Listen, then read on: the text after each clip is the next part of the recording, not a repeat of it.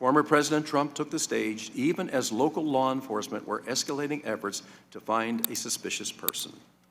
Evidence shows that in crucial moments after local police over radio reported that crooks had a long gun on the roof, and in a period of less than 30 seconds before shots were fired, the Secret Service could not process the information fast enough to pull the former president from the stage. Well, I didn't do the advance, and I don't want to second guess the people but there. I'm asking you, since you're here on their behalf, I'm asking you, Mr. you Joyce. would have let the person come out? Mr. Joyce, I would have taken the steps necessary.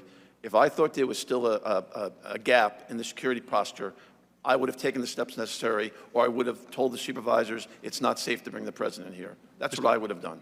You mentioned there was a, one command center is generally the situation. Here you had two command centers that didn't talk to each other.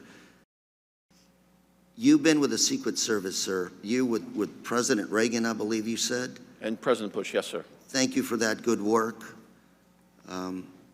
What went wrong? Who's in charge? And I'm not trying to say focus on you, but rather we have former President Trump going back to Butler here in the next few days. I'm not looking for people that are guilty here. I'm looking for solutions. What went wrong? How can we fix that moving forward? And so there was a failure there by the lead agent. Well, I don't want to specifically say the lead agent, but in my opinion, it was probably the lead agent's responsibility to ensure the overall communication for the entire visit was appropriate. And that was not the case. Apparently not. Thank you. To illustrate for the American people the abject historical failure of the Secret Service, because they're supposed to be the premier protective agency in the world, and on July 13th, they were anything but. And Helen Comparatori doesn't have a husband because of that. So when I visited the Butler farm, the Butler Farm Show and the AGR complex, two things struck me. The absolute, that proximity of the AGR building to where the stage was and where President Trump was speaking. And also, when you're on the other side of that very limp chain link fence, how much, I'm shocked at how many people were milling about that didn't go through any magnetometers or any security checks.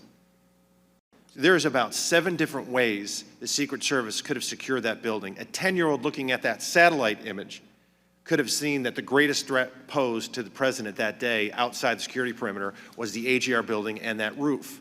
And a 20-year-old with a week's notice figured it out and outsmarted and outmaneuvered the entire U.S. Secret Service, and that is a shame and it's a stain on their agency. Each and every team member took their job serious and their responsibilities serious. Illustrative of this, a member of the QRF had observed several suspicious persons in the area of the AGR building, one of whom ended up being the shooter. This information was relayed to uniformed patrol officers assigned to post along the perimeter and was discussed with the snipers posted inside the AGR building. Had these officers not picked up on this suspicious behavior, we likely would not have known anything was wrong until shots were fired. Prior to those shots being fired, an operator from Butler ESU had exited the red barn behind the stage and was monitoring the AGR area due to the suspicious person reports. When shots rang out, he was able to quickly identify where the shots were coming from. He observed the shooter, he shouldered his rifle, he acquired his target, and he fired one round at the shooter, which caused the shooter to recoil and briefly fall out of sight. He did this less than 6 seconds after shots began.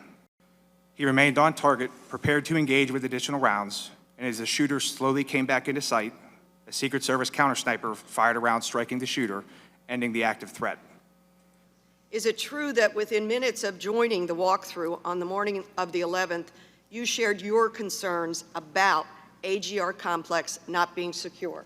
Again, here's the top where Crooks was positioned and dies, and shoots from and dies. You shared your concerns about AGR complex. With whom and what did you say?